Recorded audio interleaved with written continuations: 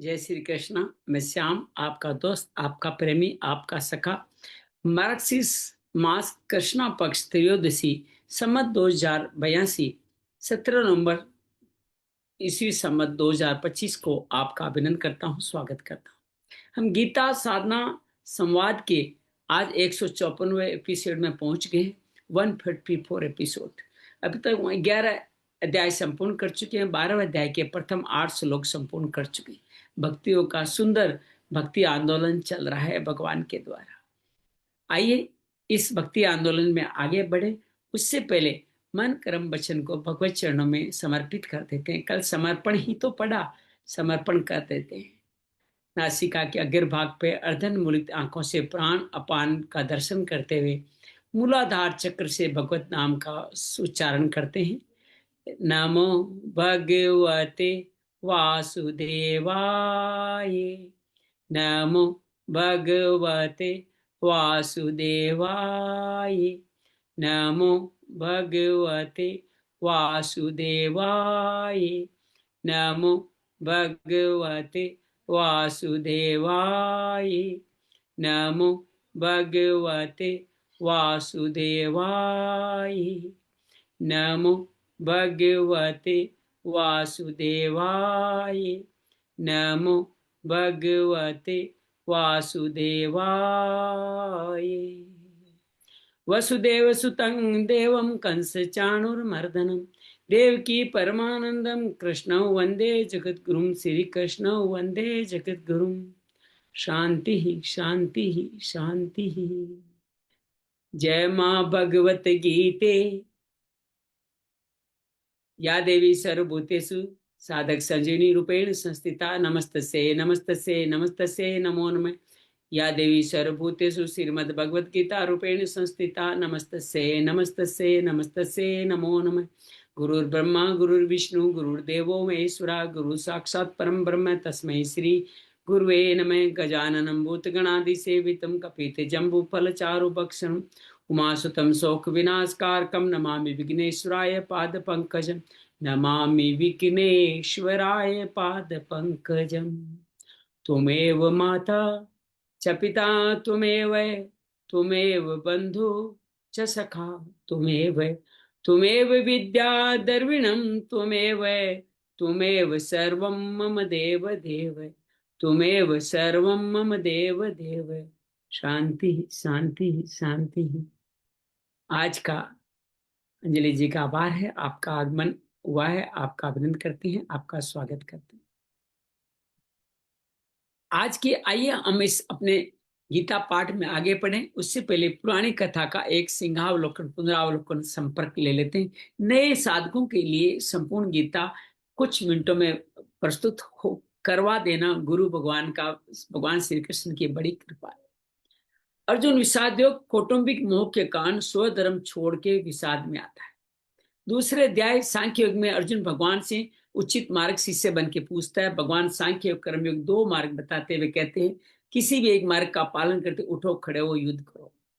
तीसरे अध्याय में अर्जुन कर्म योग में पूछता है कि सांख्य योग कर्म योग में श्रेष्ठ कौन सा है। भगवान कहते हैं कर्मों का आरंभ करे बिना कहीं मुक्ति नहीं है। कौन सा कर्म करें? स्वकर्म, यज्ञ कर्म, पुण्य कर्म करें, जिसके लिए तुम्हारा जन्म ब्रह्मा आदि के माध्यम से हुआ है।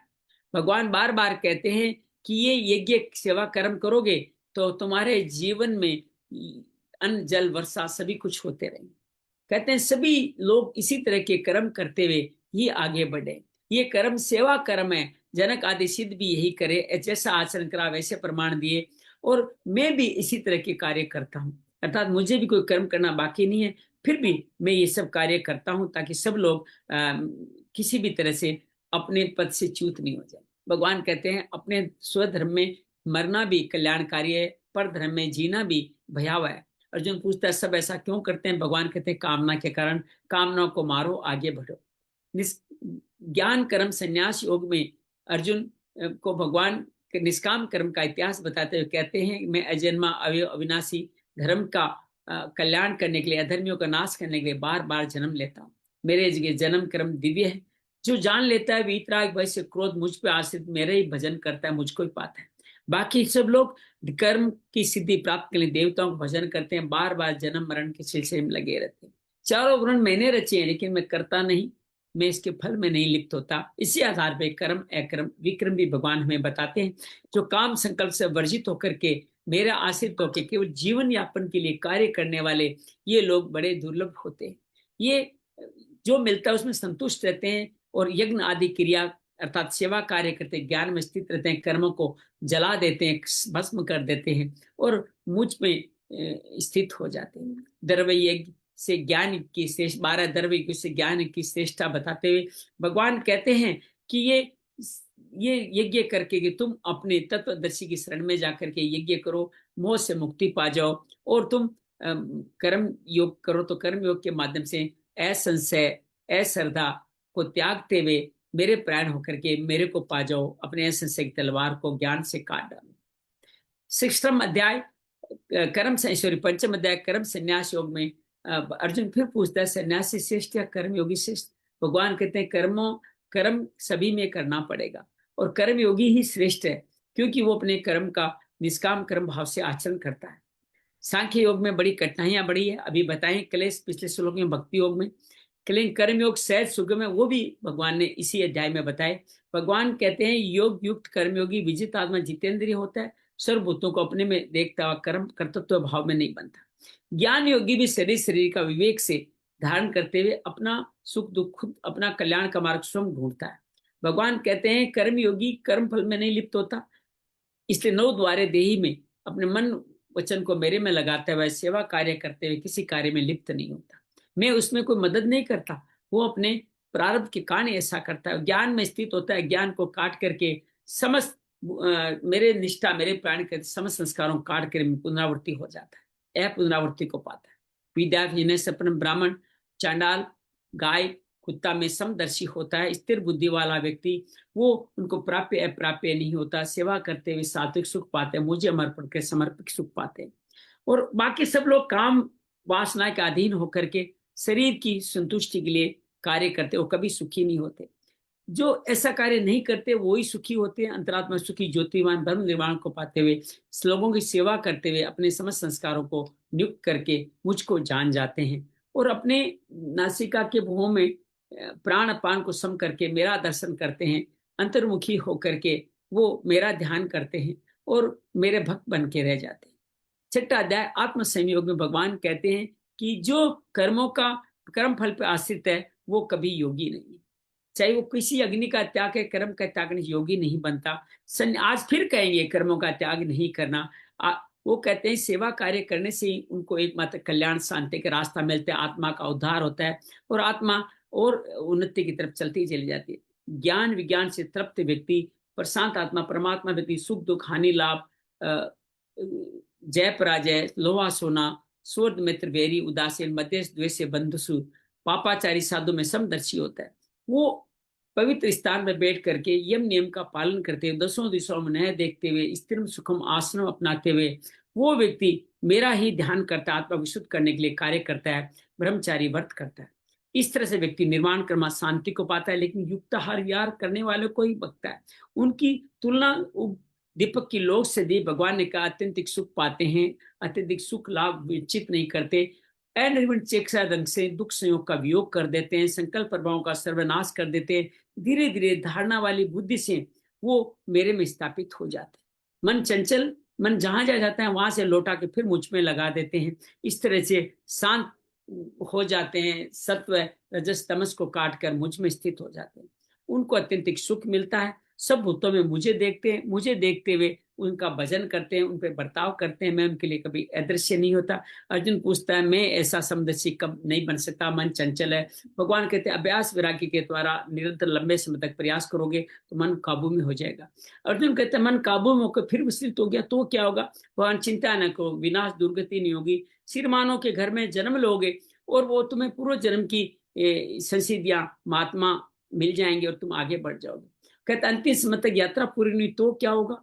भगवान कहते हैं योगियों कुल में जन्म लोगे, पूर्व जन्म की साधना फिर मिल जाएगी और अनेक जन्मों की यात्रा पूरी करते हुए मुझको पा जाओ।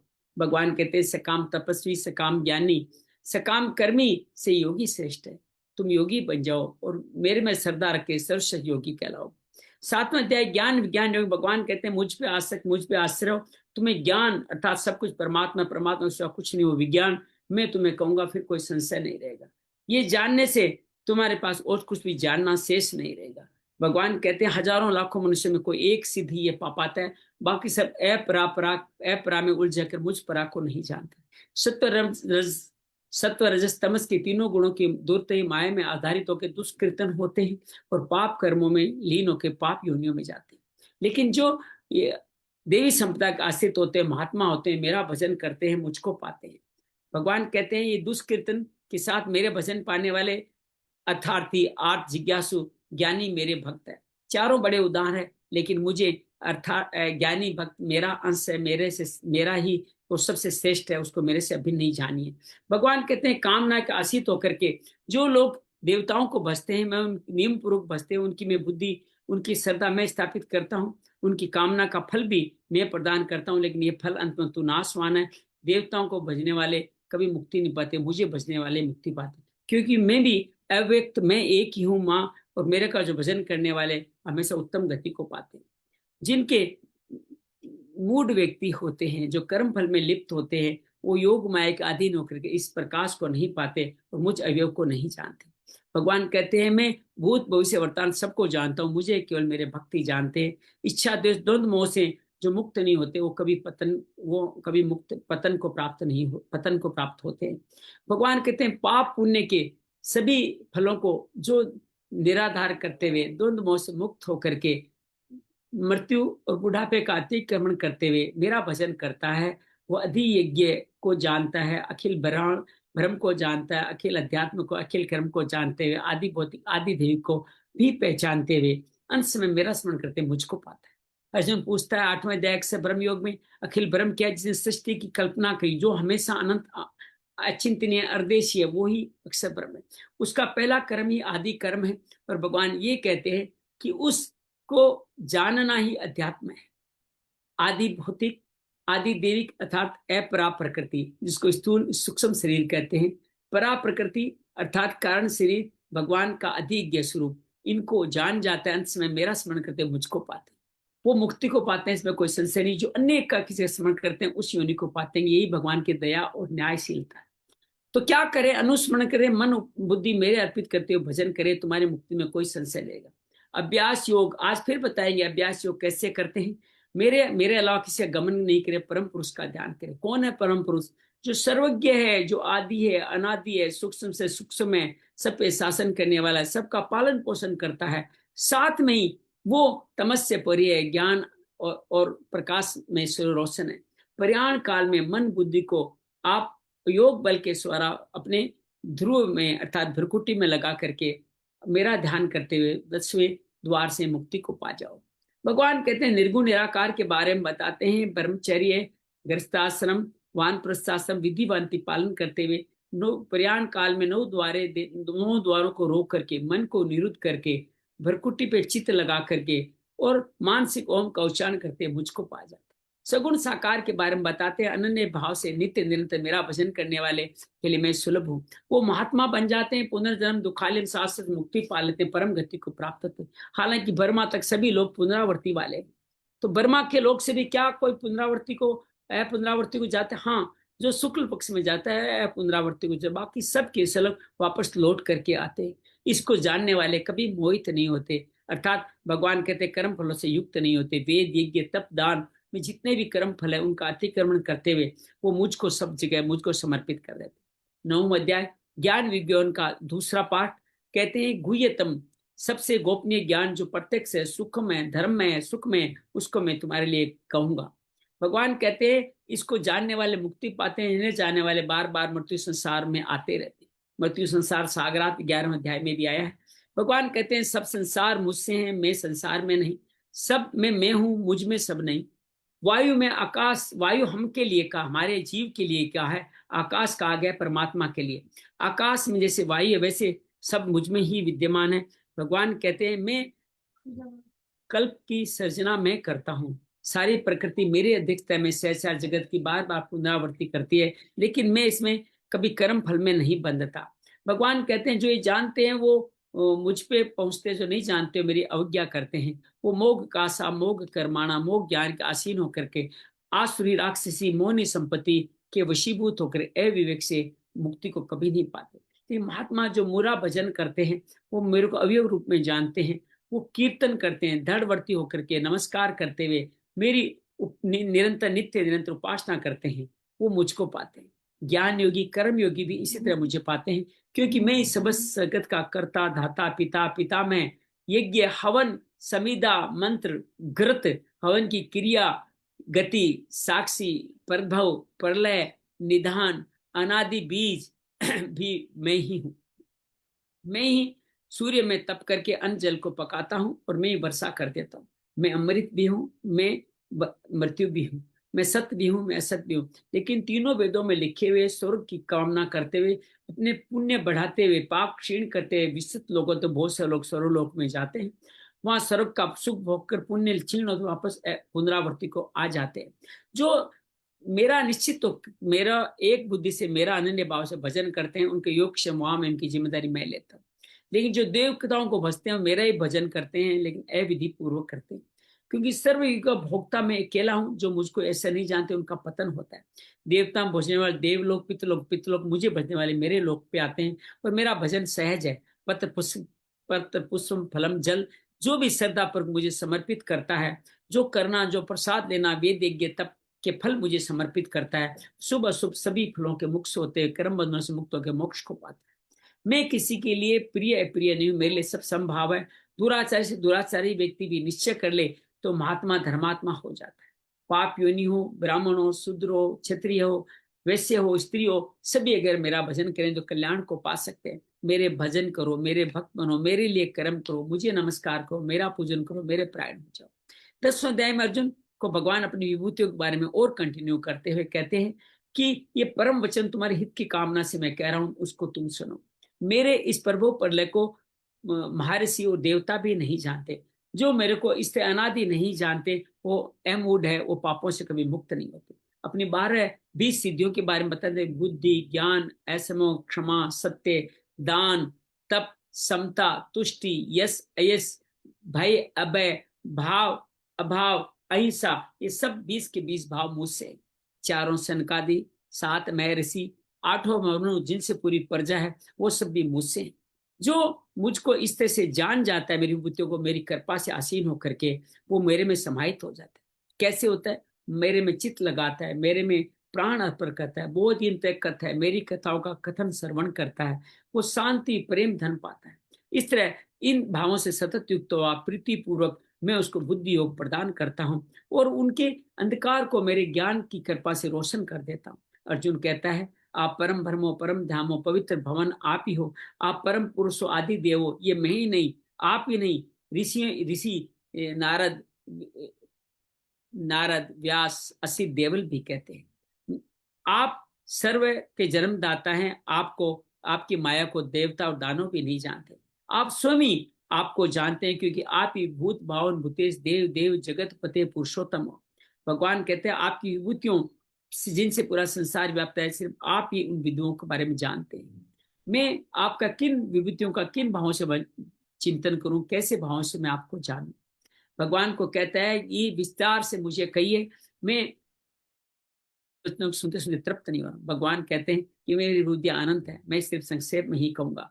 हे गुडाकेश, जो सभी वस्तुओं का आदि मध्य अंत में हूँ, समस्त प्राणियों की चेतना आत्मा भी मैं ही हूँ। भगवान कहते हैं आदित्य विष्णु में हूँ, ज्योतिष में सूर्य में हूँ, और मरीचियों में मारुतों में मरीचि में हूँ, और सब नक्षत्रों में शशि में हूँ। वेदों में साम वेद में हूँ, देव में देवताओं में इंद्र में हूँ, इंद्रियों में मन में हूँ, और वो सभी भूतों की चेतना में हूँ। रुद्रों में शंकर में हूँ, और यक्षों में कुबेर में हूँ, पावक पशुओं में पावक में हूँ, पर्वतों में शिखर में हूँ, सभी पुरोहितों में बृहस्पति में हूँ, समस्त सेनापतियों में मुझे कार्तिकेय जानो, समस्त जलाशय मुझे समुद्र जानो, मैं ऋषियों में भृगु मुझे मानो, सभी अक्षरों में ओंकार, सभी यज्ञों में जप यज्ञ मुझे मान। और भगवान कहते हैं कि समस्त स्थिर रहने वाले हिमालय मुझे मान, वृक्षों में पीपल में हूँ, देव ऋषियों में नारद में हूँ, गंधर्वों में चित्ररथ में हूँ, सिद्धों में कपिल में हूँ। समुद्र मंथन का जिक्र याद दिलाते हुए कहते हैं, समुद्र मंथन में रस्सी की तरह यूज हुआ वासुकी भी मैं ही था। कुरम तो खुद थे ही थे। शिखर कौन सा था? सुमेरु था, वो भी खुद थे। तो फिर उसमें उत्पन्न क्या हुआ? वो भी सब खुद ही उत्पन्न हो गए ना। उच्चेश्वरा, कामधेनु या एरावत या सब पे राज करने वाला राजा भी मैं ही हूँ। आयुधों में वज्र में हूँ। और भगवान कहते हैं कामना धर्म के आश्रित कामदेव भी मैं हूँ।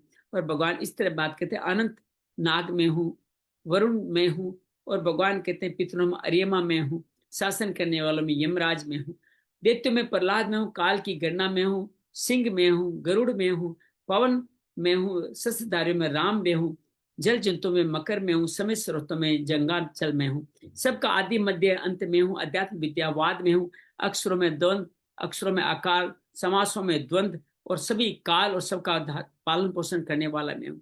मृत्यु सर्वहर करने वाले मृत्यु में हूँ, सबका उद्भव भी मैं हूँ। नारी जाति के 7 गुण कीर्ति, श्री, वाक, स्मृति, मेधा, धृति, क्षमा भी मैं हूँ। भगवान कहते हैं वर्ष शाम गायत्री मंत्र, मार्गशीर्ष, बसंत ऋतु भी मैं हूँ। छल में तेज, तेजस्वियों का तेज, जय पाने वालों की बुद्धि और सत्व का सत्व में हूँ। वंश वासुदेव, पांडवों में धनंजय, मुनियों में व्यास और सर्वज्ञों में कपिल, शुक्राचार्य में हूँ। दंड नीति में हूँ, नीति विजय पाने वाली नीति में हूँ, गोपनीय भाव में, मौन में हूँ, ज्ञानवानों ज्ञान में हूँ, सर्वभूतों का बीज में हूँ, मेरे से ही सारा चराचर जगत में। इससे ज्यादा क्या कहूँ? समस्त पदार्थ जिस भी विशेषता, ऊर्जा, बल, तेज से दिखाई दे वो सब में हूँ। सब इस तरह से जो मेरे अर्जित होकर के मेरे सारा संसार मेरे एक अंश से ही व्याप्त है। इससे ज्यादा क्या कहूँ? सारा ब्रह्मांड मेरे से ही व्याप्त है। 11वें अध्याय में अर्जुन मद अनुग्रह कह करके अनुरोध करता है मुझ पे कृपा करने के लिए, जो आपने परम गोपनीय ज्ञान का से मेरा मोह नष्ट हो गया। अगले ही बात श्लोक में कहता है, हे कमल, संपूर्ण प्राणियों के उत्पत्ति विनाश को विस्तार पर मैंने सुना है, अविनाशी महात्म भी आपसे ही मैंने सुना। अपने आप को जैसा आप कहते हैं वैसा ही है। मैं आपके ऐसे स्मृति रूप को देखना चाहता हूँ। अगर मेरा सामर्थ्य है, मेरे लिए देखा जाना संभव है, तो कृपया अपना विश्व रूप मुझे दिखाइए। भगवान कहते हैं कोई बात नहीं, देखो अनेक तरह के, अनेक वर्णों वाले, अनेक आकृति वाले सैकड़ों हजारों अलौकिक रूपों को तुम देखो। 12 आदित्यों को, 8 वसुओं को देखो, 11 रुद्र, 2 अश्विनी कुमारों और 49 मरुत गुणों को देखो। आश्चर्य रूप जो कभी नहीं देखा है वो मुझसे देख लो। भगवान कहते चले जाते हैं, एक देश में चराचर संपूर्ण जगत को देखो, जो कुछ भी तुझे देखना है वो सब कुछ देख ले, सब कुछ मेरे अंदर ही है। लेकिन फिर ठिठकते कहते इन चरम चक्षु से नहीं देख सकते। मैं तुम्हें दिव्य चक्षु प्रदान करता हूँ, जैसे ईश्वरीय सामर्थ्य तुम देख पाओगे। अर्जुन, संजय जो दिव्य दृष्टि पा चुका वो कहता है कि हे योगेश्वर, भगवान श्री कृष्ण को अपना परम ऐश्वर्य विराट स्वरूप दिखाया। कैसा था वो विराट स्वरूप? अनेक वक्त नयनम, अनेक मुख नेत्र, अनेक तरह अद्भुत दर्शन, अनेक अलौकिक आभूषण, अनेक आयुध उठाए हुए, दिगंबर, मालाएं और पूरे शरीर पे दिव्य अनुलेप किए हुए हैं। कहते हैं हजारों सूर्यों के प्रकाश के बराबर भी मिलकर भी आपके दिव्य प्रकाश का मुकाबला नहीं कर पाते। इसलिए अर्जुन ने देवों को देव श्री भगवान श्री कृष्ण के एक शरीर में विभक्त संपूर्ण जगत को देखा। और जगत को देख करके अर्जुन को क्या हुआ? चकित हुआ, आश्चर्य रोमांचित हुआ और प्रणाम करते हुए ऐसे बोला, आपके शरीर में संपूर्ण देवताओं को, संपूर्ण प्राणी समुदाय को, ब्रह्मा विष्णु महेश को, ब्रह्मा जी को, ऋषियों को, सर्पों को, सबको देख पा रहा हूं। अर्जुन आगे कहने लग जाता है, आपके अनेक बाहुदर वक्त, अनेक हाथ, पेट, उदर, अनंत रूप वालों को देख रहा हूं, लेकिन आपका आदि मध्य अंत में नहीं जान पा रहा हूं।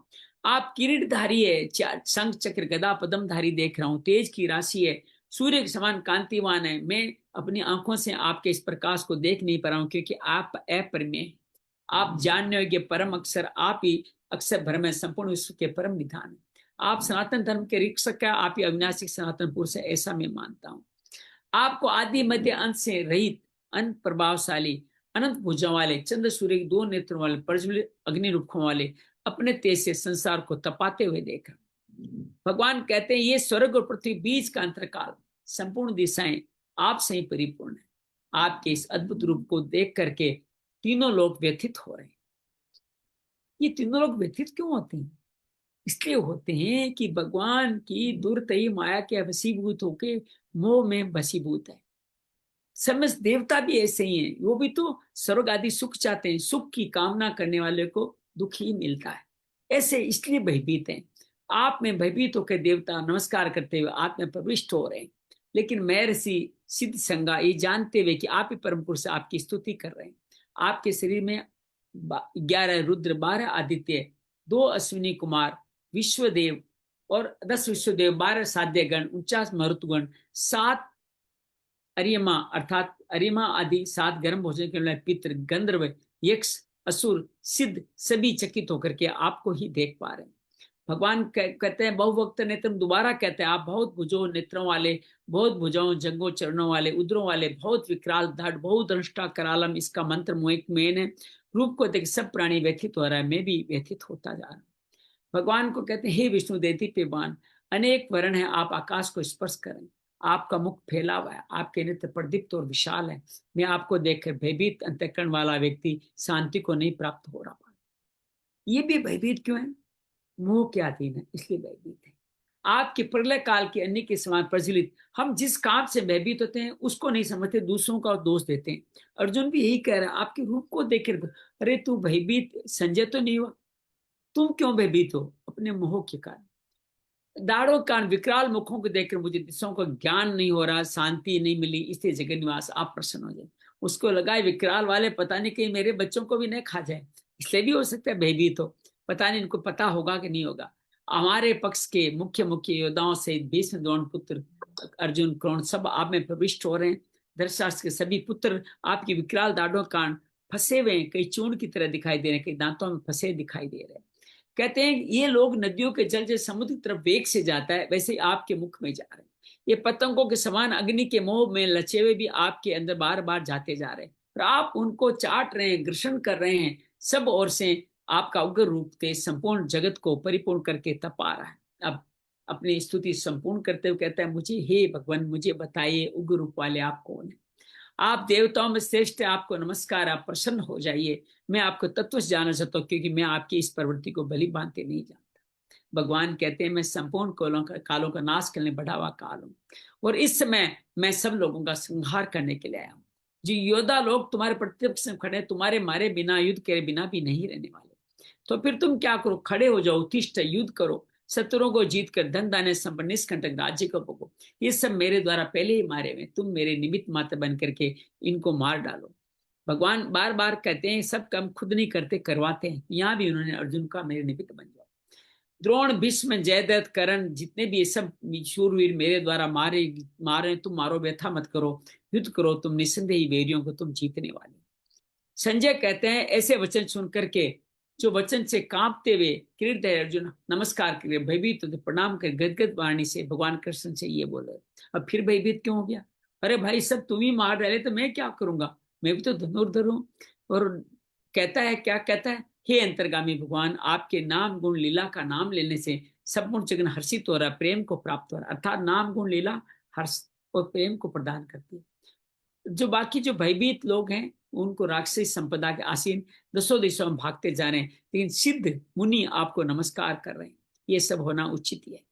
आगे अर्जुन अपनी स्तुति को पूरा करता है, गुरुओं के गुरुओं, ब्रह्मा के आदि करताओं, सिद्धगण आपको नमस्कार क्यों न करे। हे देवे जगन्निवास, आप सत्य है, असत्य है, सत्य से परे भी जो कुछ है वो भी आप है। आप आदि देव पुरुष हैं, आप ही इस संसार के परम आश्रय, जानने वाले हैं। वेता वेदम जानने योग्य परम धाम है। हे अनंत स्वरूप, संपूर्ण संसार आपसे ही। कैसे? वायु, अग्नि, यमराज, वरुण, चंद्रमा, दक्ष, परपिता में आपको हजारों बार आपसे ही है, आपका हजारों बार नमस्कार है मैं, और आपको फिर बार बार में नमस्कार हो कहते हैं। मैं आगे से पीछे से सब दिशाओं से नमस्कार करता हूँ, क्योंकि आप ही अनंत वीर्य हैं, अनंत अमित विक्रम है। अर्थात सब कुछ आपने समय समेट रखा, सब कुछ आप ही आप है। इस तरह आपकी महिमा को न जानते हुए हे यादव, हे सखा, मित्र, प्रमाद से हट पूर्वक, जाने अनजाने, अकेले में, एकांत में, सबके सामने, उठते बैठते खाते दिलक से जो कुछ भी मैंने आपका अपमान किया है, मैं आपसे क्षमा कराता हूं, आपसे क्षमा मांगता हूं। भगवान को कहते हैं आप इस चराचर लोक के पिता, माता, पूजने महान गुरु, अनंत प्रभावशाली, आपके समान कोई नहीं, तो आपके अधिक कौन हो सकता है। मैं आपको स्तुति करके ईश्वर से मैं पणी पणी पातेन करके जैसे कहता हूं, जैसे पिता पुत्र को, मित्र मित्र को, पति पत्नी के अपमान को सहन कर लेता है, इस तरह आप भी मेरे इन अपराधों को सहन करने में, क्षमा करने योग्य मुझे मानिए। भगवान को अंत में कहता है, जिसको पहले कभी नहीं देखा उस विश्व रूप को देखकर मैं हर्षित भी हो रहा हूं, ताकि मन भय से व्यथित भी हो रहा है। मुझे देव रूप विष्णु रूप को दिखाइए, हे जगन निवास आप प्रसन्न हो जाए। इस तरह विश्व रूप जगत चतुर्भुज की रूप की देखने प्रार्थना करता है और कहता है, आपको वैसे ही किरीट गदाधारी चक्र हाथ में लिए हुए चतुर्भुज रूप में देखना चाहता हूँ। ये विश्व मूर्ति उसी चतुर्भुज रूप में शंख चक्र गदा पद्म सहित हो जाइए।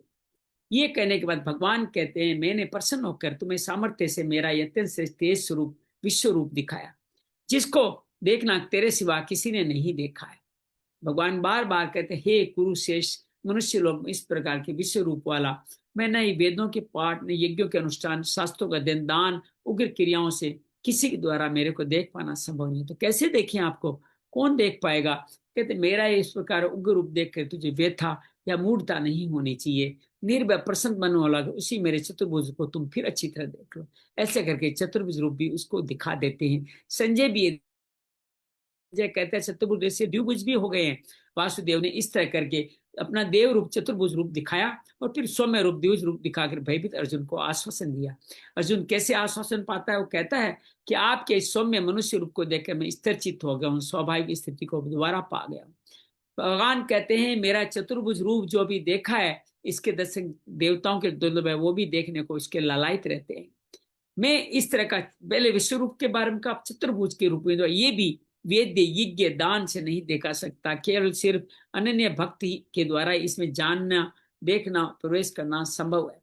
भगवान बार बार ये कहते हैं, अष्टाध्याय का समापन भी यही कहते, मत कर्म, अभी भी हम यही पढ़ रहे हैं, मेरे लिए कर्म कर, मेरा ये प्रायण हो जा, मेरा प्रेमी भक्त बन जा, आसक्ति निर्वेर के साथ मुझको प्राप्त होने वाला भक्त बन जा। 12वें अध्याय में हम प्रवेश करें। अंजलि से अगर हमारे साथ है, अंजलि गुरदीप कोई भी, तो 12वें अध्याय के 2 श्लोक 54 और 55 आप पढ़े पहले, ताकि हमारे 10 श्लोक का क्रम पूरा रहे। 8 श्लोक हम 12वें अध्याय के पढ़ेंगे। 11वें अध्याय के 2 श्लोक 54। आज 11 अध्याय को हम नमस्कार करके उनसे विदा लेंगे। करें अंजलि, अनम्यूट करके अपना श्लोक पढ़े। हाँ, 54 और 55।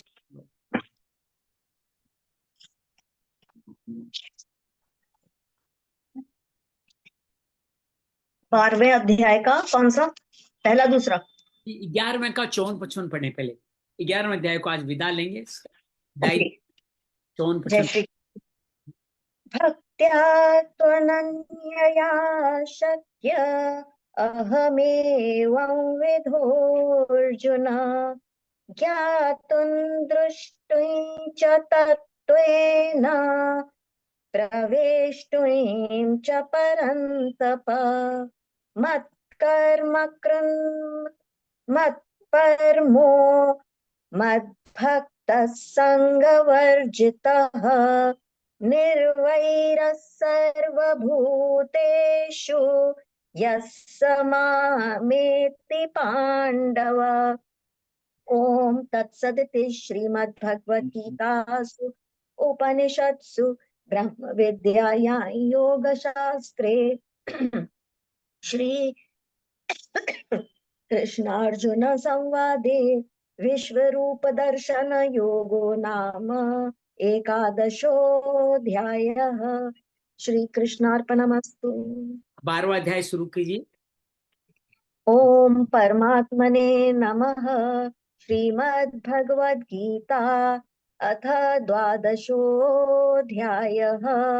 अर्जुन उवाच एवं सततयुक्ता ये भक्तास्त्वां पर्युपासते ये चाप्यक्षरमव्यक्तं तेषां के योगवित्तमाः मय्यावेश्य मनो ये मां नित्ययुक्ता उपासते श्रद्धया परयोपेतास्ते मे युक्ततमा मताः ये त्वक्षरं निर्देश्यम् अव्यक्तं पर्युपासते सर्वत्र गमचिन्तय्य चिन्तय च कूटस्थ चलन् ध्रुवम् सन्नियम्येन्द्रियग्रामं सर्वत्र समबुद्धयः ते प्राप्नुवन्ति मामेव सर्वभूतहिते रताः क्लेशोऽधिकतरस्तेषाम् अव्यक्तासक्तचेतसाम् अव्यक्ता हि गतिर्दुःखम् देहवद्भिरवाप्यते ये तु सर्वाणि कर्माणि मयि सन्न्यस्य मत्पराः अनन्येनैव योगेन मां ध्यायन्त उपासते तेषामहं समुद्धर्ता मृत्यु संसारसागरात् भवामि न चिरात् पार्थ मय्यावेशि च ते सचेतसाम् मय्येव मन आधत्स्व मयि बुद्धिं निवेशय निवसिष्यसि मय्येव अत ऊर्ध्वन्न संशयः। जय श्री कृष्ण। भगवान को अर्जुन पूछता है कि जो आपने अनन्य भक्ति वाला सगुण उपासक बताया, अभी जिससे आपका विश्व रूप देखा जाना संभव है, और जो अविनाशी निर्गुण निराकार, उनको तो वो आकार नहीं, उनको तो कभी दिखोगे नहीं, उन दोनों में से उत्तम कौन है? भगवान एक झटके में स्पष्ट कहते हैं। भगवान बड़े स्पष्ट है, हम भी अपने मत में स्पष्ट रहना चाहिए, कोई संशय नहीं रखना चाहिए। जो नित्य निरंतर मुझ में लगा होता है, वो परम नित्य निरंतर लगना, परम श्रद्धा से उपासना करना सगुण साकार की, वो मेरे सर्वश्रेष्ठ योगी है। क्यों है? इसका जवाब देते हैं 30 श्लोक में, और कहते हैं कि जो निर्गुण वाले हैं उनका परिचय देते हैं कि उनको पहले इंद्रिय समूह को अपने वश में करना होगा, पहला काम। फिर चिंतन में नया आने वाले का चिंतन करना होगा। आसान थोड़ी है, सब जगह परिपूर्ण उसको मानना पड़ेगा जो है ही नहीं। जो देखने में नया आने वाला उसको परिपूर्ण, निर्विकार को, अचल को, जो ध्रुव निश्चित है उसको, अक्षर को जो लक्ष्य नहीं हो सकता, अव्यक्त को तत्परता से उपासना करेगा। साथ में दो भावों, सब भूतों के प्रति, सब लोगों के प्रति श्रद्धा भाव रखते हुए सम बुद्धि से जो कार्य करेगा वही मुझको प्राप्त हो। इतनी सारी शर्तें हैं निर्गुण निराकार में, सहज नहीं है। इसलिए भगवान अगले श्लोक में इस बात को दोबारा कहते हुए कहते हैं कि ये इसके तरह से कार्य करने वाले व्यक्ति जो 8 भावों को नहीं पाते, वो करने वाले क्या करते हैं? अव्यक्त में आसक्त चित्त वाले होते हैं।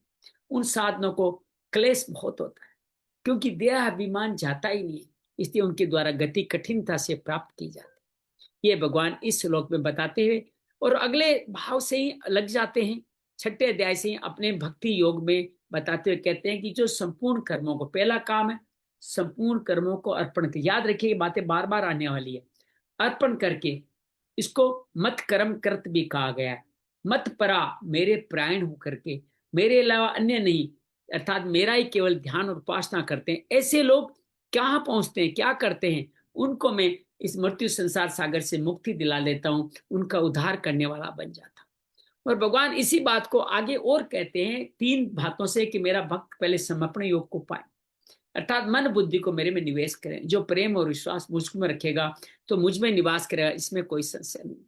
इसी भक्ति योग को आज अभ्यास योग के बारे के एंगल से हमें बताने वाले हैं। समर्पण योग बता दिया, अब अभ्यास योग हमारे को 9वें श्लोक में बताएंगे। आइए इसकी तरफ बढ़ते हैं। अचितम समादातु न शक्नोषि मयि स्थिरम अभ्यास योगेन ततो माम इच्छाप्तुम धनंजय। अगर तुम मन को अचल भाव से स्थिर करने में अपने आप को समर्थ नहीं मानता, अगर जैसे अर्जुन ने कहा था ना, मन चंचल है, ठहरता नहीं, तो अगर समर्थ नहीं मानता तो वही अभ्यास की दोबारा बात करते हैं। लंबे समय निरंतर श्रद्धा पूर्वक मेरा अभ्यास करने की इच्छा कर। अचित्तम समादातु माम इच्छाप्तुम धनंजय, रिपीट कर रहे हैं। चित्त का पद का अर्थ मन है। इस श्लोक में वर्णित साधन में चित्त पद से मन बुद्धि दोनों ही लेना युक्ति संगत है। भगवान अर्जुन कहता है तो मन बुद्धि को मेरे में, पहले का मन बुद्धि समर्पण कर, अब कर मन बुद्धि को तुम अभी असमर्थ पा रहा है तो अभ्यास के द्वारा मेरे प्राप्त कर। अभ्यास योग, अभ्यास किसको कहते हैं? किसी एक लक्ष्य पे चित्त को बार बार लगाने का अभ्यास है। और समभाव से देखना, समता का नाम योग है। समता रखते हुए अभ्यास करने अभ्यास योग कहलाया जाता है। केवल भगवत प्राप्ति के उद्देश्य के भजन नाप जप आदि सभी क्या है? अभ्यास योग के ही स्वरूप है।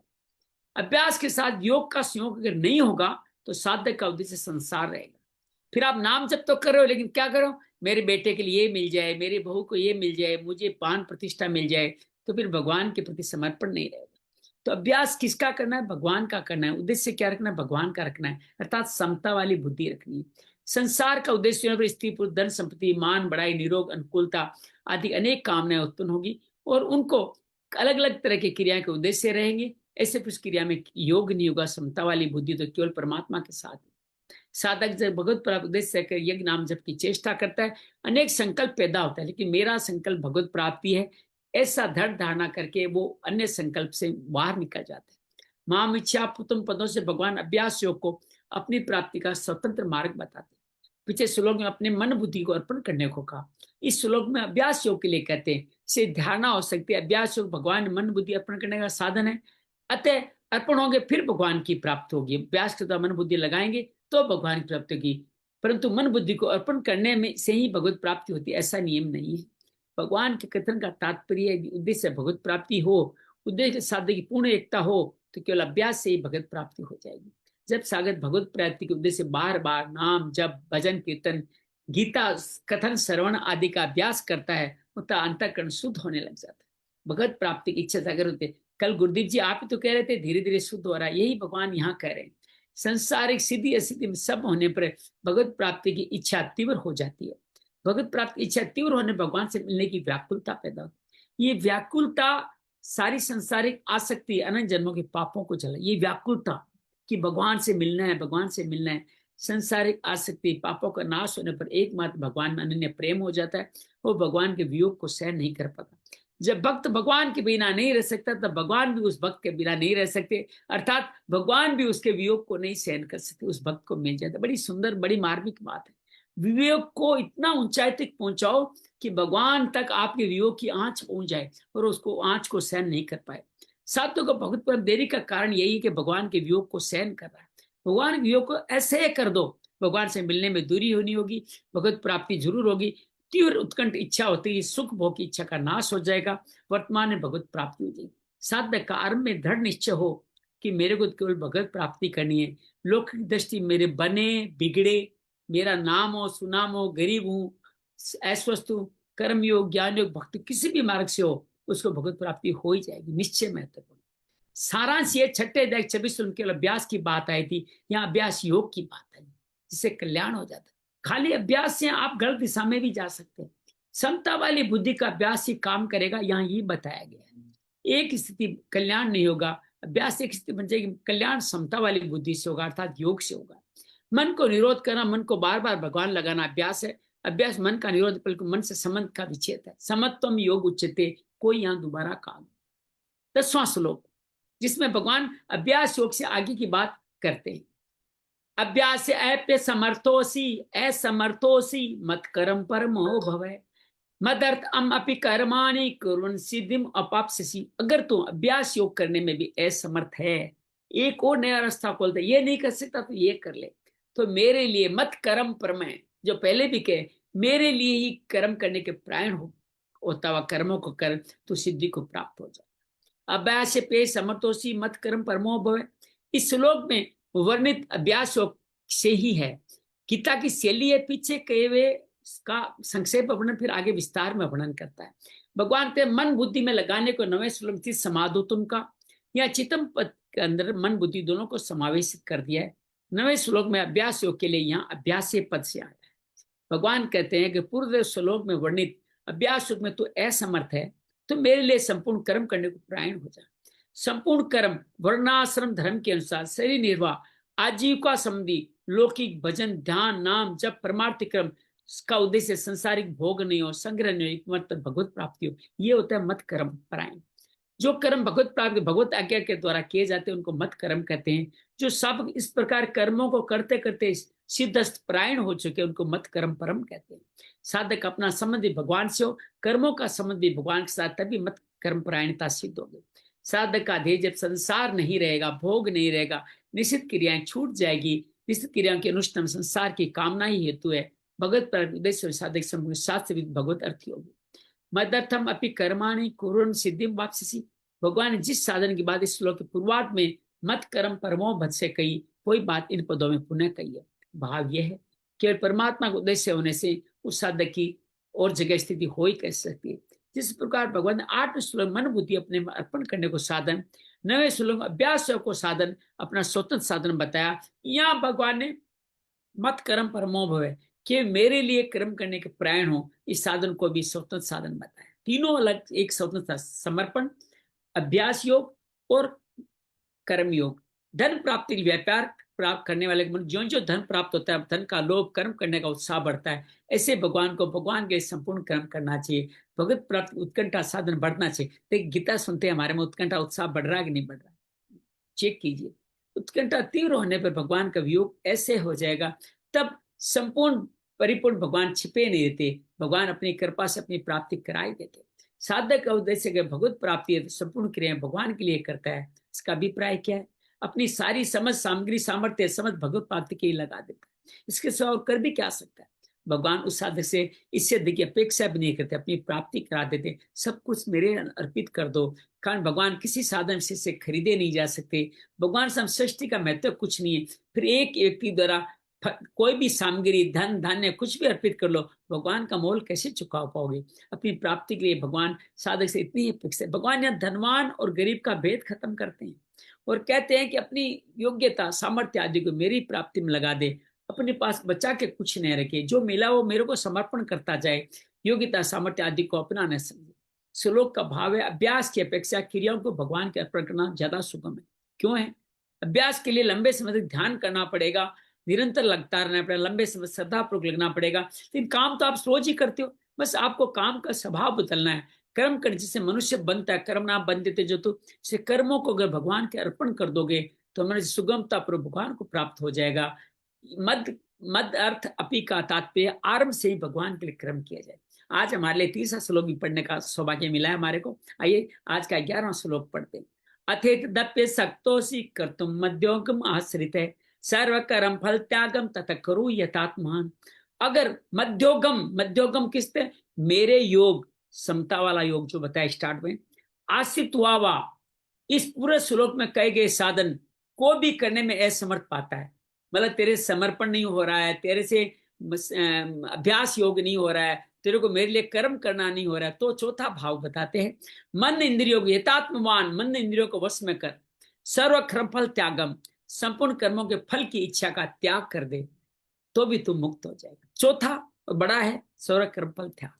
अथेदप्य सक्तोषि कर्तुम मध्योग मासित है, भगवान अपने लिए संपूर्ण कर्म करने की को अपनी प्राप्ति बताई। सारे काम मेरे लिए कर, बस इतना ही कहा। यहाँ फल त्याग की बात नहीं आई, सबको मेरा रूप मान के मेरा भजन कर। अब भगवान फल त्याग की बात कर रहे हैं। संपूर्ण कर्म में भक्ति की प्रधानता होने से इसे भक्ति योग कहेंगे, और यहाँ सर्व कर्म फल त्याग में केवल फल त्याग की मुख्यता होने से इसे कर्म योग कहेंगे। पहले आपने क्या किया? आपने समस्त कर्म भगवान के निमित्त होने भक्ति योग हो गया। अब फल का त्याग कर दिया तो निष्काम कर्म ही हो गया। दोनों ही पृथक पृथक साधन, दोनों को एक मत मानिए। इस श्लोक मध्योग में आश्रित पद का समझ अथे दप्य संतोष के साथ मानना ही ठीक मालूम होता है, क्योंकि इसका सर्व कर्म त्यागम कुरु के साथ माना जाए तो भगवान के आश्रित मुख्य होना चाहिए, ये भी भक्ति योगी हो जाएगा।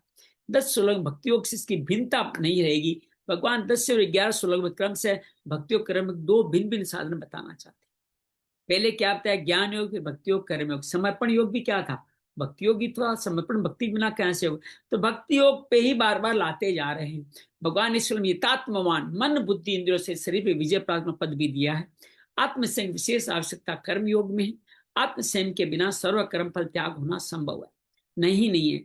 इसलिए मध्योग मास्त्य पद के साथ अथेत दप्य सत्यों के साथ मानना चाहिए, न कि सर्व कर्म फल त्याग करने आज्ञा के साथ। जिसका भगवान पर तो उतना विश्वास नहीं है, भगवान के विधान में देश समाज की सेवा करने में अधिक विश्वास, ये उन लोगों के लिए जो कहते भगवान है ही नहीं, कि चल मान ले मैं नहीं हूं, कोई बात नहीं, फिर भी तेरा कल्याण करूंगा, तो सबको मेरा मान के उनकी सेवा में लग जा। यही सर्व का फल त्याग है। संपूर्ण को मेरे अर्पण न कर सको तो जिस फल को प्राप्त है वो तो तेरे हाथ की, उसके हाथ की बात नहीं है, उस फल की इच्छा का त्याग है। फल क्या मिलेगा तुझे पता ही नहीं है। कर्मण्य वाधिकारस्ते मा फलेषु कदाचन, तो फल की इच्छा का त्याग कर करते हो कर्म संसार से संबंध विच्छेद हो जाएगा।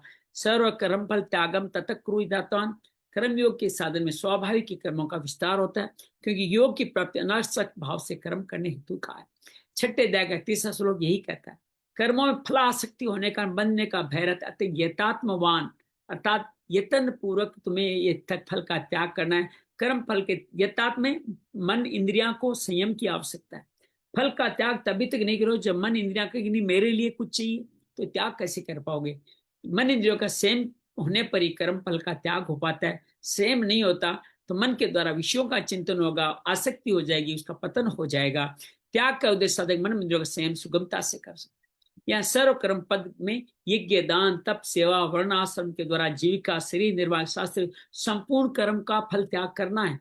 सर्व कर्म फल त्याग का अभिप्राय स्वरूप से कर्म फल का त्याग न करके कर्म फल में ममता, स्वरूप से तो फल आएगा आता रहे, लेकिन आपकी उस ममता नहीं। आपने कोई काम किया है, बिजनेस किया है तो पैसा आएगा, नौकरी की है सैलरी आएगी, आपने योग सिखाया तो लोग आपको दक्षिणा देंगे, उनके अंदर वो त्याग नहीं करना। आपको कर्म पर ममता, आज इतने लोग कथा में कम क्यों आए, आज इसने कम रुपए दे दिए, अब मेरा घर कैसे चलेगा, आसक्ति हो, कामना आ जाए, वासना आ जाए, उनका त्याग करना है। कर्म फल त्याग के साथ कर्मों का स्वरूप से त्याग करने की बात नहीं की गई है, क्योंकि कर्म करना जरूरी है। क्योंकि जैसा कि पहले आसुता के कर्मों की और उनके फलों में ममता आसक्ति कामना आदि के त्याग की है। कर्मयोग के साधु को अकर्मण्य नहीं होना चाहिए। कर्म फल त्याग ही बल प्राय सब जब कुछ लेना देना है नहीं तो काम ही क्यों करूं। तो भगवान कहते नहीं, माँ ते संगोस्व कर्मणि, दूसरे अध्याय में क्या क्या तेरी कर्म न करने में आसक्ति नहीं हो। बार बार भगवान अपना मत बदलते हैं थोड़ी। साधक के लिए अकर्मण्यता का निषेध किया गया था। 18वें अध्याय में भी यही कहेंगे। फल जब सात्विक त्याग बताएंगे तो कहेंगे फल आसक्ति का त्याग ही सात्विक त्याग है। संपूर्ण कर्मों के त्याग को नहीं कहा उन्होंने। फलासक्ति त्याग कर क्रियाओं को करते रहने से क्रियाओं को करने का वेग शांत होता है, पुरानी आसक्ति मिटती है, फल की इच्छा न रहने से कर्मों का संबंध विच्छेद हो जाता है, नई आसक्ति पैदा नहीं होती। फिर साधक कृत कृत्य हो जाती है। पदार्थों में राग आसक्ति कामना ममता फलेच्छा आदि सब क्रियाओं का वेग पैदा करती है। कृत्य हठपूर्व क्रियाओं का त्याग करने क्रियाओं का वेग शांत नहीं होता। राग द्वेष रहने का साधक की प्रकृति पुनः उसे कर्मों में लगाई देती है। अतः राग द्वेष का त्याग करना है। निष्काम पूर्वक कर्तव्य कर्म क्रियाओं का वेग शांत होता है। जिन साधुओं में सगुण साकार भगवान में स्वाभाविक श्रद्धा भक्ति नहीं है, व्यवहारिक लोकहित के कार्य में अधिक श्रद्धा रुचि है, ऐसे साधकों के लिए ये साधन सर्व कर्म फल त्याग बहुत उपयोगी है। भगवान ने जहां भी कर्म फल त्याग की बात कही है वहां आसक्ति फलेच्छा के त्याग का अध्याहार कर लेना चाहिए, क्योंकि भगवान की मत में आसक्ति और फलेच्छा का पूरी त्याग होने से कर्मों का संबंध विच्छेद होता है। संपूर्ण कर्मों के फलेच्छा का त्याग भौतिक प्राप्ति का स्वतंत्र साधन है। कर्म फल त्याग से विषाक्ति का नाश होता है और शांति सात्विक सुख की प्राप्ति होती है। उस शांति का उपभोग न करोगे अर्थात सुख बुद्धि उसमें न अटकाएंगे तो परम तत्व परम शांति का बोध हो जाता है। 11वें अध्याय 55वें श्लोक में भगवान ने साधक के 5 लक्षणों में एक लक्षण संग वर्जिता बताया था। इस श्लोक भगवान संपूर्ण कर्म फल त्याग की बात करके यही बात दोबारा कह रहे हैं। तो आसक्ति या सर्वथा त्याग करने से परम शांति भगवान की प्राप्ति होगी। पूरे श्लोक का सार यही है, अगर साधक सर्वथा भगवान के कर्म न कर सके तो फलेच्छा का त्याग कर्म करना चाहिए, कि फलेच्छा ही बांधने वाली है। फले सक्तो निबद्धते। तो 8वें श्लोक से 11 श्लोक तक 3 भाव बताए। साधन में असमर्थ होने पर दूसरे में तीसरे में चौथा साधन, 4 साधन बताए। और इससे ये शंका उसने क्या अंत में बताएगा सर्व फल त्याग सबसे निम्न श्रेणी का है, तो भगवान ने सबसे अंत में क्यों कहा। देखिए सच्चाई बात है, सबसे अंत में प्रथम को प्राइज दिया जाता है, तृतीय द्वितीय प्रथम। तो भगवान ने ये श्रेष्ठ है, ये बात कल बताएंगे। आइए अंजलि से पास मिलते हैं। तीनों श्लोकों का आप अध्ययन करें, तीनों श्लोकों का सार हमारे सामने रखें। 2 आप रख दीजिए, बल्कि एक आभा रख दे, फिर गुरुदेव जी जो इच्छा जो करे वो तो अपनी मर्जी के मालिक है। तो आइए आभा पहले अंजलि आप तीनों श्लोक पढ़े, वो वैसे भी ड्राइविंग कर रहे हैं, तीनों श्लोक पढ़े।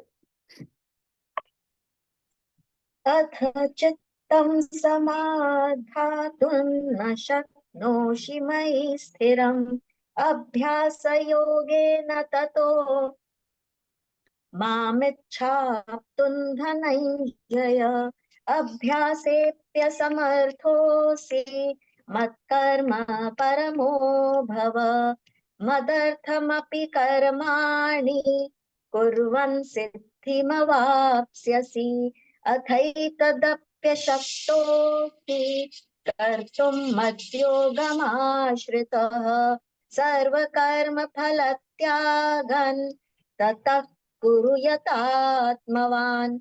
जय श्री कृष्ण। बहुत बढ़िया। क्या 3 योग बता दिए भगवान ने 3 श्लोकों में। तो भगवान ने अ, 8वें श्लोक में तो सबसे पहले उन्होंने कहा कि ध्यान योग से ना भगवत प्राप्ति कैसे होती है। फिर 9वें श्लोक में वो कहते हैं कि अभ्यास से, अभी अगर ध्यान किसी का ना लगे तो ध्यान लगाने के लिए अभ्यास की जरूरत है। तो अभ्यास से ना अभ्यास अचल मतलब मुझ में अचल स्थापना करने के लिए अभ्यास की बहुत ज्यादा जरूरत है। तो तू अभ्यास रूप योग के द्वारा तू मुझको प्राप्त कर सकता है। और फिर वो कहते हैं कि अगर अब अभ्यास से भी तेरा मन मतलब मेरे में भगवत प्राप्ति नहीं हो, तो फिर तू क्या कर कि कर्म करने से तू मुझे प्राप्त कर सकता है, कर्मों के द्वारा। और आगे वो बोलते हैं कि सर्व कर्मों के फल त्याग से भगवत प्राप्ति कैसे हो। अब जितने भी जो तू कर्म करता है उसके फल की इच्छा मत रख, तो तू मुझे प्राप्त कर सकता है। तो 4 साधन हो गए। पहले जिसको आपने ध्यान योग का, भगवान कई संत इसको अभ्यास समर्पण योग भी कहते हैं। फिर दूसरा योग का अभ्यास योग, उससे समता समता वाला अभ्यास योग, ये जरूरी है। तीसरा उन्होंने कहा मेरे लिए ही सब कर्म कर, मेरी नौकरी कर, मैं जो तनख्वाह दूं उसमें संतुष्ट रहे, तनख्वाह मिलने वाली है। चौथा, वो तनख्वाह की इच्छा ही मत कर, अर्थात तू सबको फलों का, कर्म फलों का त्याग कर दे। दोनों मार्ग तेरे लिए सहज है, क्योंकि कर्म तो तू करता ही रहता है, अभ्यास और ध्यान तेरे लिए सहज नहीं है। तो इस तरह से भगवान बड़ी सुंदर 4 भाव इसमें बताते हैं। 4 भाव भगवान की मुक्ति के बताएंगे। आबा आप कुछ कहना चाहें तो आप कहें, अगर आप अपने साथ में हैं, सुन पा रही हैं। गुरुदीप जी आप कुछ कहना चाहते हैं तो आप कहें। गुरुदीप जी तो अभी घर पहुंचने वाले हैं, अभी ड्राइविंग पे ही है। जी चलिए प्रभु, जी जी जी जी। मैं साथ हूँ बिल्कुल आपके, और मैं अपनी मर्जी का मालिक नहीं, मैं तो आपका दास हूँ नहीं नहीं, बिल्कुल। बहुत बढ़िया। अच्छा मैं आपको अर्ज करूं, मैं आपको कद आपने सत चित्तानंद कहा था ना, उसका एक रूप मेरे और समझ में आया है। वो पता है क्या जी है, आपको बहुत अच्छा समझ में आएगा। सत श्री अकाल, जी। ये सत चित्तानंद का ही स्वरूप है। सत श्री अकाल। बहुत बढ़िया, बहुत बहुत बढ़िया। बहुत चाहिए। आइए हम आज का अपना ये अभ्यास ध्यान के द्वारा संपन्न करते हैं। आराम, आप चलते चला चला ध्यान मत करना है ना। नहीं आप नहीं। जी जी आंखें जी, खुली रख के, खुली आंखों का ध्यान बहुत अच्छा होता है। खुली आंखें रख के ध्यान करना। आराम से विराजित हो जाए, अर्धन मुलित आंखों से प्राण अपान को सम्य करके भगवत दर्शन करें। हमारे शरीर के प्रति सजग हो जाए। भगवान की अपरा अर्थात स्थूल शरीर, जो शरीर दिख रहा है उसके प्रति मन बुद्धि चित्त अहंकार जो आदि देविक है, दोनों ही अपरा प्रकृति है, उनके प्रति सजग हो जाए। हमारे हृदय में भगवान भी विद्यमान है, अधियज्ञ पराशक्ति के रूप, जीव आत्मा के रूप में। उसी जीव आत्मा जो परमात्मा का अंश है, परमात्मा की तरफ ले जाना, परमात्मा समाहित कर देना ही परम योग है। भगवान भक्ति योग में अनेक अनेक भाव हमें बता रहे। सब कुछ मेरे समर्पण कर दो। ये समर्पण ध्यान योग के द्वारा भी संभव है, और ये समर्पण अपने आप को जैसा है वैसा मैं श्री हरि का हूं ये मानते उसको समर्पण कर दो। इसमें न कर्म की जरूरत है, न अभ्यास की जरूरत है, न फल त्याग की जरूरत है। मैं जैसा हूं तेरा हूं, अच्छा हूं बुरा हूं भला हूं, पापी हूं नीच हूं, जैसा हूं मैं तेरा हूं। मुझे लगता है ये भाव भगवान ने दुराचारी दुराचारी पाप योनियों वाले हम सब के लिए ये समर्पण भाव सुरक्षित रखा है। मेरे ही अपने आप को, मन बुद्धि को मुझ में लगा दे, प्रेम मुझसे रख, विश्वास श्रद्धा मुझ में रख, तुम्हारा कल्याण हो जाएगा। दूसरा मार्ग बताते हैं कि आप अभ्यास करो। अगर आपको लगता है समर्पण इस तरह सहज नहीं है तो अभ्यास करो। अभ्यास के 3 चरण, लंबे समय तक नित्य निरंतर श्रद्धा पूर्वक। और चौथा भाव इसमें जुड़ा समता वाली बुद्धि से। योग का मतलब है समबुद्धि, समत्तम योग उचित के भाव से तुम अभ्यास करो। अर्थात तुम्हारा अभ्यास सकारात्मक हो, गलत दिशा में न हो, तुम्हारा अभ्यास समता वाली बुद्धि के साथ हो, सर्व कल्याणकारी अभ्यास हो, उस अभ्यास को तुम करो। इस अभ्यास को कई लोग ध्यान से भी लेते हैं कि भगवान यहाँ ध्यान लगाने की बात कर रहे, क्योंकि आगे मन को चंचल मन को स्थापित करने में भगवान ने इसी का बात कहा था। लेकिन याद रखें, मन चंचल क्यों करना चाहता था? कि उस समता में स्थापित नहीं हो रहा। मुझे लगता है कि समता में स्थापित होने के लिए यह अभ्यास योग चाहिए, और अभ्यास योग और समता मिलकर के ही इस कार्य को संपूर्ण करने। और अभ्यास योग में भी अगर तुम्हें समर्थ नहीं है तो तू मेरे लिए कर्म कर, मत कर्म करत, मेरे लिए कर्म कर।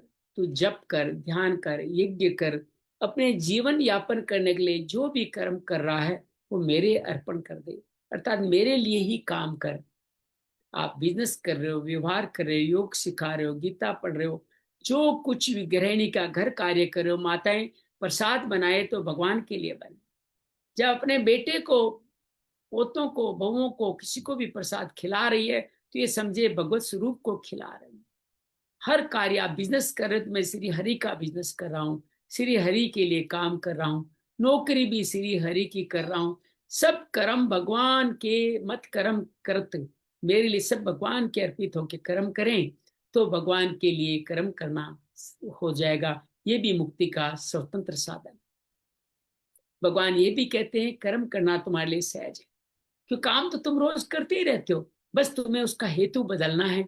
अभी काम तुम किसी और के लिए कर रहे हो, फिर ये काम मेरे लिए करो। जप, ध्यान, भजन या जो भी सक्रिय कार्य सब मेरे लिए कर। भगवान चौथा मार्ग बताते हैं और कहते हैं कि चलो कर्म तुम कर रहे हो, मत कर्म न भी करो, जैसा चाहे वैसा कर्म कर लो, लेकिन उस कर्म फल का त्याग कर लो, आसक्ति छोड़ दो।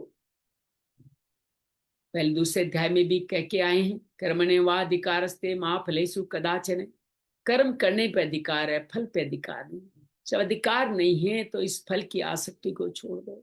यही सात्विक त्याग भी कहा गया। आप जो मर्जी कर्म करें। ये मुझे लगता है कि उस व्याघ्र के लिए भी है जो मांस का बेचना का कार्य करता है, ये उनके लिए भी है जो जुलाई का काम करता है, उनके लिए भी है जो चमार का रविदास जी काम करते हैं, उन सब के लिए है कि आप चाहे सामान्य जनता की नजर में नीच कर्म भी करें, जीव का उपार्जन के लिए जो मर्जी कर्म करें, बस उस कर्म का फल मुझे समर्पित कर दो। अर्थात कर्म के फल में राग नहीं हो, उस कर्म का फल मुझे समर्पित कर दो, तुम मुक्त हो जाओगे। भगवान ने 4 भाग, समर्पण योग, अभ्यास योग, कर्म योग, और अब यहाँ पे सब फलों के त्याग की बात करके मुझे लगता है वापस भक्ति योग की बात कर दी। तो भगवान की फलों की आसक्ति का त्याग ही भक्ति योग का मूल अंश है। श्रद्धा, प्रेम, अभ्यास, समता और उनके लिए जब ध्यान करना, उसकी सहायक गतिविधियां हैं। मुझे तो कई बार लगता है कि ये चारों भाव हर एक प्राणी में एक साथ ही घटित होते हैं। आप भगवान के समर्पण हुए बिना अभ्यास नहीं कर सकते। भगवान ही अभ्यास करके समता में स्थापित करेंगे तो फिर आप जो काम करेंगे स्वतः ही भगवान के लिए होने लग जाएंगे। फिर फल की इच्छा का त्याग भी स्वतः ही कर पाएंगे। तो 4 अलग स्टेप नहीं, आपकी एक ही मंजिल की 4 अलग अलग सीढ़ियां हैं। किसी एक सीढ़ी से ऊपर नहीं पाया जा सकता। हालांकि भगवान आगे बताएंगे कि फल आसक्ति का त्याग ही सर्वश्रेष्ठ है। इसी भावों के साथ इस भक्ति योग में लीन होकर के विश्राम करते। शांति शांति शांति। जय मां भगवत गीते, जय जय मां भगवत गीते। हरिय कमल विहारिणी, हरिय कमल विहारिणी, सुंदर सुपुनीते। जय जय मां भगवत गीते, दया सुधा बरसावनी। मातु कृपा कीजिए, मातु कृपा कीजिए। हरिपद प्रेम दान कर, हरिपद प्रेम दान कर, अपनों कर लीजिए। जय जय मां भगवत गीते। योगेशम सच्चिदानंदम वासुदेव व्रज प्रेम धर्म संस्थापकम वीरम कृष्ण वंदे जगद्गुरु। श्री कृष्ण वंदे जगद्गुरु। शांति शांति शांति। उम्मीद है आप सब ने इस समर्पण योग का, इस अभ्यास योग का और इस कर्म भगवान के मत कर्म करत का मत परायण होने का और साथ में इस सात्विक त्याग का आनंद लिया होगा। ये चारों मुझे लगता है कि एक ही मंजिल की 4 सीढ़ियां, चौथी सीढ़ी पाने के लिए 3 सीढ़ियों पर भी पैर रखना जरूरी है। बहुत बहुत धन्यवाद, बहुत बहुत आभार आपका। आप सब लोग हमारे साथ जुड़े रह करके इस कार्य को लगातार आगे बढ़ाते जा रहे। आभा के दर्शन नहीं हुए, लेकिन आभा हमारे साथ जुड़ जाती है तो हम समझते हैं कि वो हमारे साथ है। हाँ, और लो दर्शन भी हो गया आभा जी की। स्वागत है आपका, आनंद है, आनंद। भक्ति योग आप और हम सबके जीवन में सहज है, इसलिए 12वें अध्याय को सहज बता। लेकिन मुझे लगता है कि यही सबसे ज्यादा समझने की चीज है। इसको सही तरीके से समझें तो भक्ति योग जीवन में स्थापित हो जाएगा, इसमें कोई संशय नहीं। आप सबका बहुत बहुत आभार, बहुत बहुत आभार। भक्ति योग कल से और अपनी ऊंचाइयां ग्रहण करेगा। हम देखेंगे, भक्ति पहचान भी देखेंगे, सर्वश्रेष्ठ भक्ति कौन सी है वो भी देखेंगे। बहुत बहुत धन्यवाद, बहुत बहुत मंगल हो, मंगल हो, मंगल हो।